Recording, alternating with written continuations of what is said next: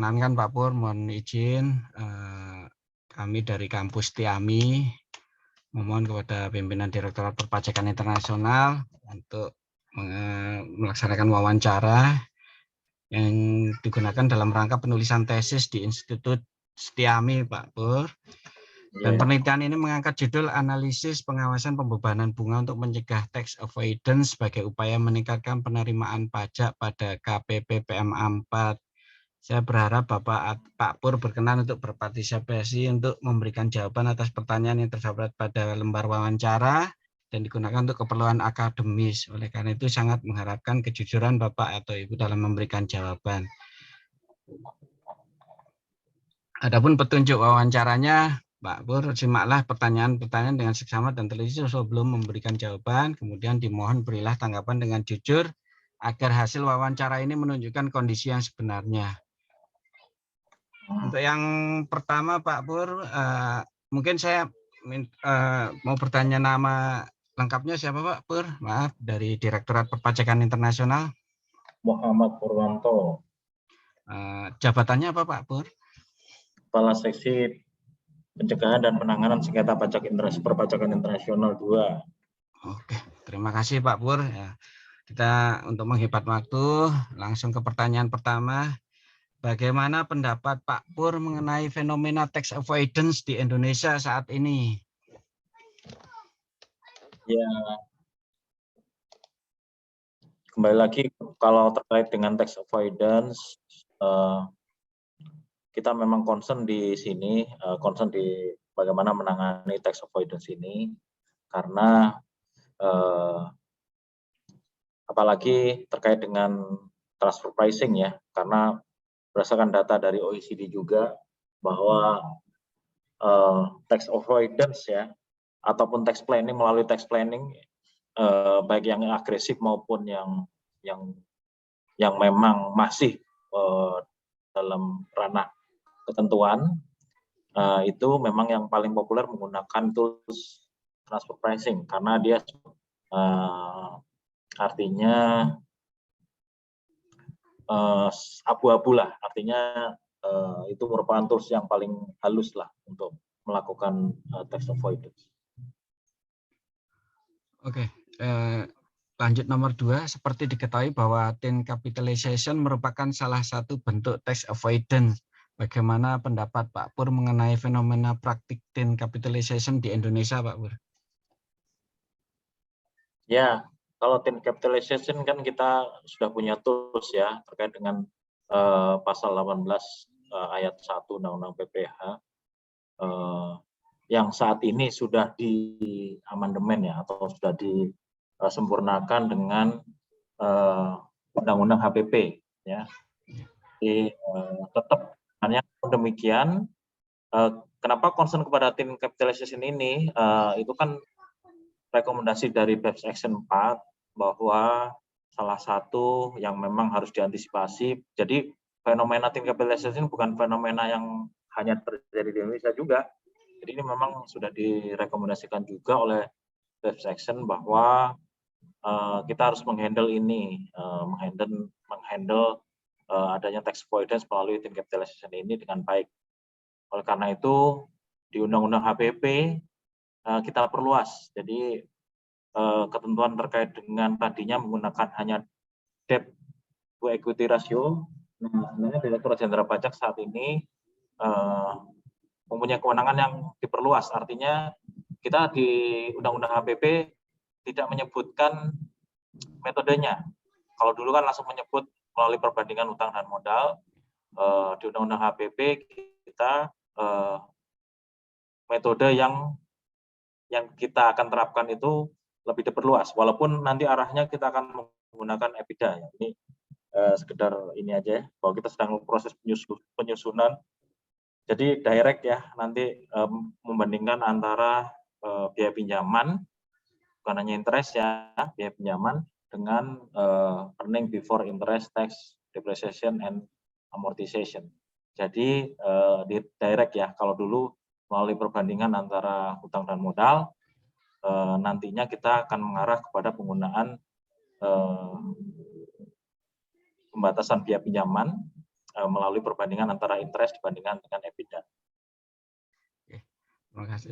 Untuk selanjutnya, bagaimana pendapat Pak Pur mengenai ketentuan peraturan perundang-undangan perpajakan tentang pembatasan pembangunan guna yang tadi sebagian sudah disampaikan ya Pak Pur ya. Dan apakah langsung ada turunannya PMK atau sebagainya?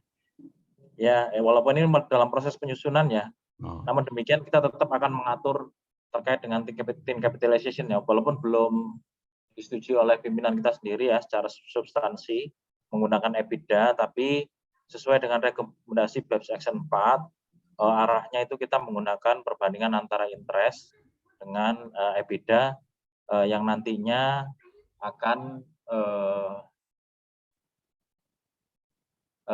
perbandingan tersebut akan ada batasannya lah, artinya walaupun skemnya kalau dulu kan 4:1 ya, nantinya usulan kita sih 25% ya, sebenarnya tetap juga 4:1 sebenarnya, tapi ya istilahnya bukan 4:1 tapi 25% perbandingan antara biaya pinjaman dengan earning before interest, tax and depreciation and amortization. Tapi sebagaimana dengan ketentuan di PMK 169, nantinya juga biaya pinjaman itu bukan hanya kita menggunakan pembatasan tadi, tapi nanti akan berlapis setelah memenuhi safe harbor-nya ya.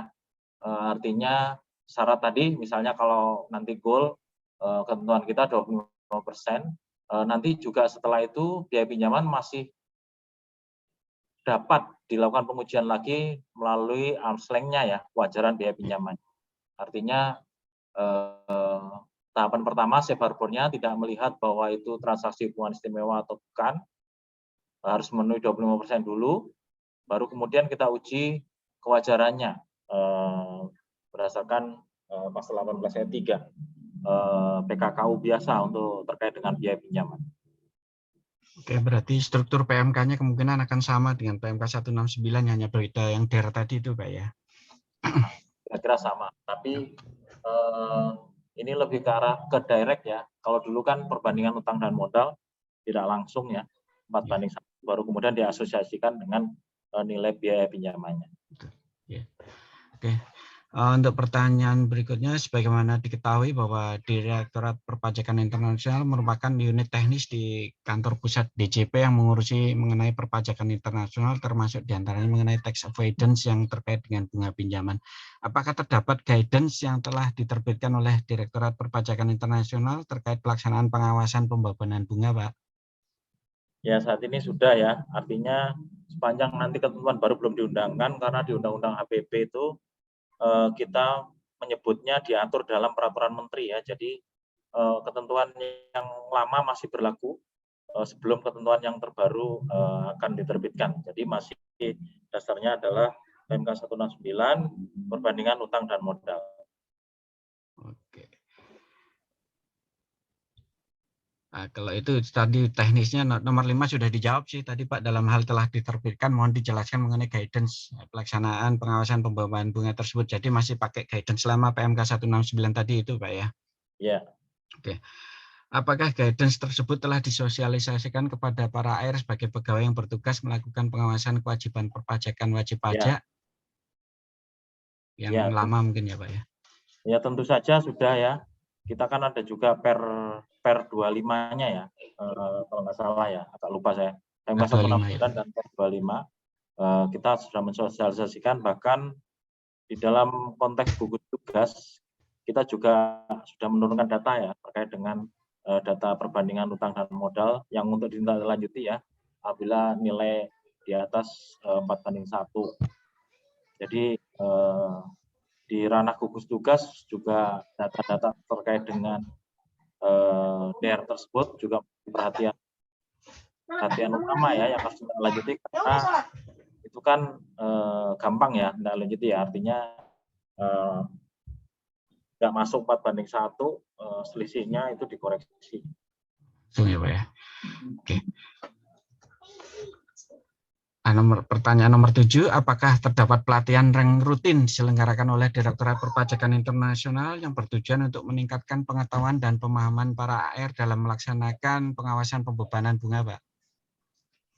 Ya, jadi kita kemarin kan di awal tahun juga dalam tes gugus tugas ya, dalam itu juga udah mengadakan IHT ya, dari mulai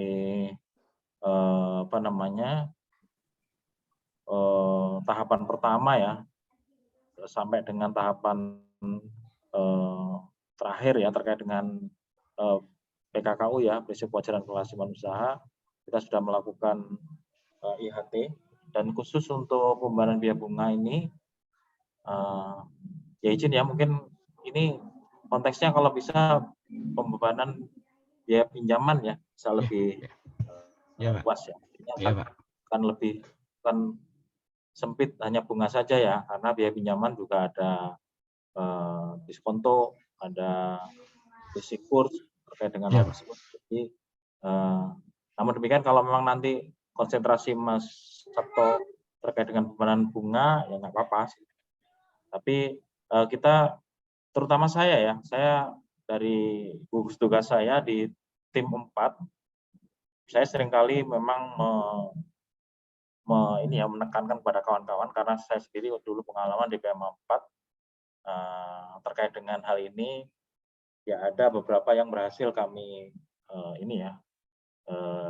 terutama terkait dengan hanya dari ini ya tahapan pengujian pendahuluan ya, artinya sebelum kita melakukan penerapkan 6 tahapan prinsip kewajaran kewajiban usaha terkait dengan seperti ini ya, jasa lainnya atau intangible asset atau intangible property. Kemudian jasa ini kan ada pengujian pendahuluan ya yang harus dilakukan sebelum kita menguji kewajarannya. Artinya ada nggak kaitannya benefit test maupun eksistensinya ya biaya pinjaman ini, sehingga sebelum kita menguji kewajarannya kalau nggak memenuhi hal tersebut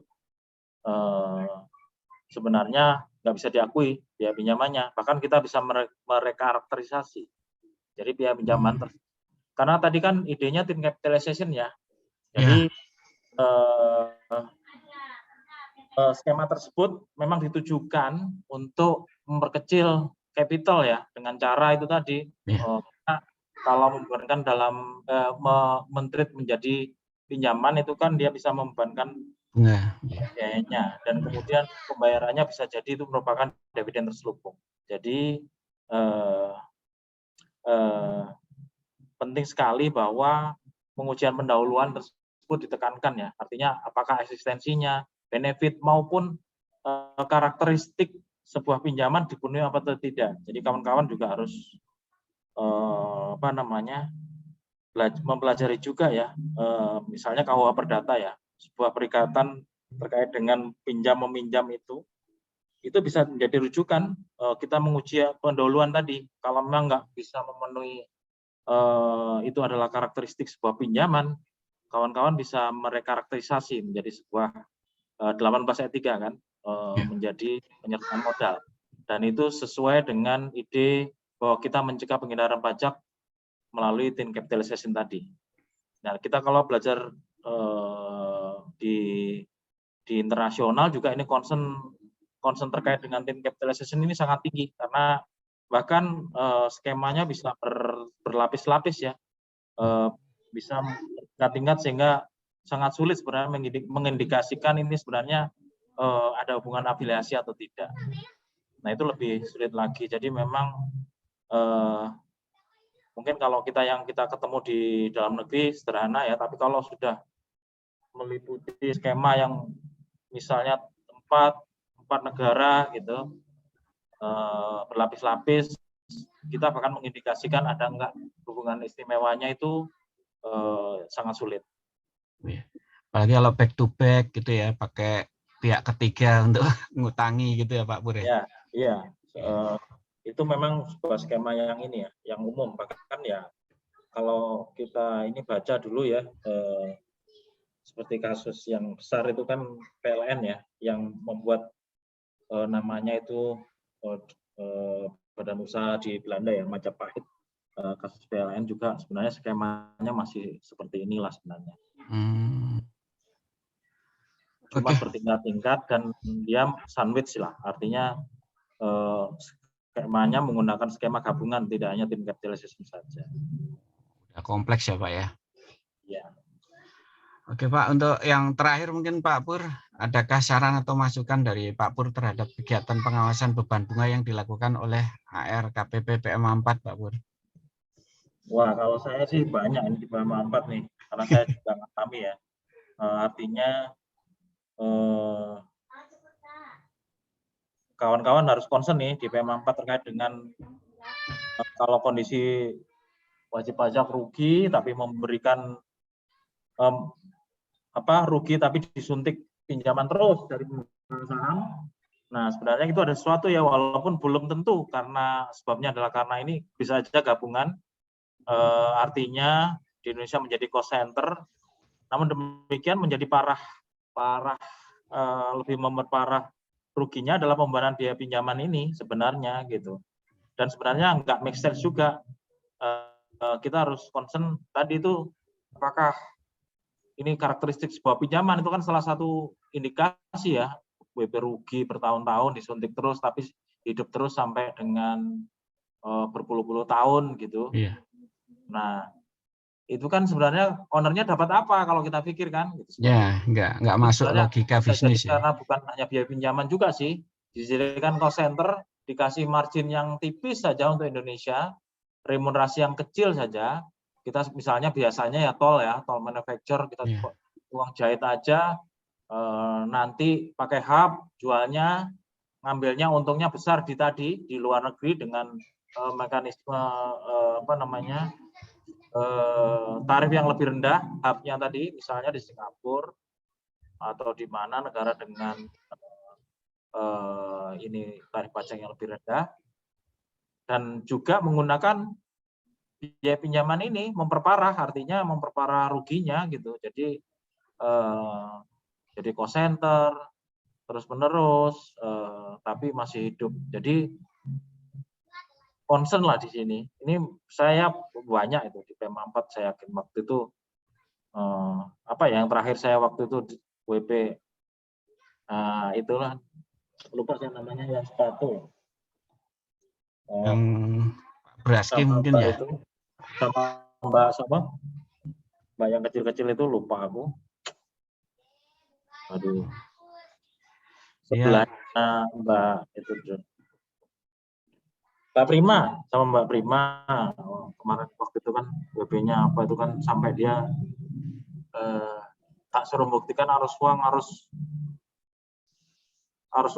dan ininya rekening korannya datanya lambat, nggak match. Akhirnya dia teruskan oke Pak, saya betulkan. Terus bahkan dia ingin diselesaikan juga, termasuk dengan pemeriksaannya, padahal pemeriksaannya belum dapat temuan. Jadi ya kena lah WP-nya itu. Sebenarnya tadinya kan di Hong Kong sahamnya orang pribadi, yang sebenarnya orang Indonesia, dia memang itu tadi di Hong Kong kan ya dia mungkin tarifnya dan teritorial ya, artinya penghasilannya dapat dari luar negeri, dari Indonesia maka kena pajak di sana. Makanya dia padahal orang Indonesia juga bapaknya, ya, cuma kita cari-cari akhirnya disuruh hadirkan, dia takut, ya akhirnya minta ini saya betulan aja Pak, dan pemeriksaannya tolong diselesaikan sekalian. Ya itu salah satu contoh, artinya banyak itu yang kayak gitu. Dan pernah juga yang WP-nya Mas Teja kayak gitu juga, British Virgin Island. Tapi sebenarnya orang Indonesia juga, akhirnya ada yang memindahkan sahamnya ke Singapura karena udah TA. Ya, tapi kan pengalihannya waktu itu yang kita kenakan kan, pengalihan sahamnya. Pasal 26 ya. Ya artinya termasuk skema-skema ini tadi, misalnya pinjaman ke British Virgin Island. Nah, karena kita susah membuktikan aja, karena padahal sebenarnya ada ya. Kalau mau IOA bisa, karena sebenarnya walaupun itu sekarang kan nggak ada lagi istilah tax haven ya, mereka sebenarnya low tax jurisdiction ya, artinya negara dengan tarif pajak yang rendah. Namun sebenarnya udah ada kerjasama sebenarnya, perjanjian EOI dengan BVI maupun itu tuh ada. Kalau itu di ini aja mintakan EOI aja bisa kalau walaupun ya tidak selancar negara-negara yang ini ya, tapi karena dia tergabung dalam itu ya, dalam skema EOI juga, perjanjian EOI juga, sebenarnya kalau itu pasti diberikan sanksi tuh. Makanya pokoknya kalau menurut saya sih ya itu memang akan terjadi terus lah. Artinya tax avoidance akan terjadi dengan berbagai metode. Salah satunya tim capitalization ini, apalagi memang ada negara-negara tertentu yang sebenarnya dia tidak punya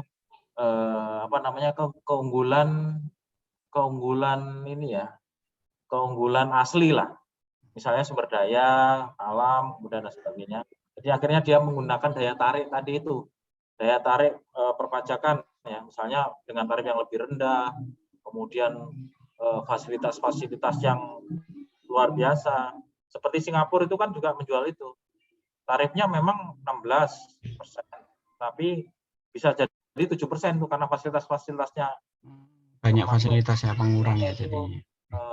Lupa ya saya namanya apa ya. Untuk perdagangan internasional ya, artinya komoditi, kemudian pokoknya untuk pelaku perdagangan internasional yang memang mau memutar uangnya ya di Singapura itu dapat fasilitas lagi, jadi bisa sampai 7%. Jadi jauh banget. Kita baru mau nurunkan ke 20% aja nggak jadi kan, dengan undang-undang APP kembali lagi ke 22% saja. Iya, APP ngerubah lagi ya Pak ya. Ya, Singapura itu fasilitasnya banyak, jadi tetap banyak lah. Kayak di PM4 kemarin juga kan jualnya melalui Singapura, nah, tapi barangnya langsung ke konsumen, walaupun itu biasa ya, tapi sebenarnya kalau kita bisa dapat harga dari Singapura ke konsumen akhir itu berapa, ininya bisa kita tarik itu ininya remunerasi yang lebih baik ke Indonesia, karena fungsi kita jauh lebih besar dibandingkan dari fungsi reinvoicing di Singapura. Saya kira itu sih Mas. Oke, waduh terima kasih nih Pak Pur sharingnya. Kita sudahi rekamannya Pak ya, mohon maaf ya Pak ya. Siap Mas. Saya tahun depan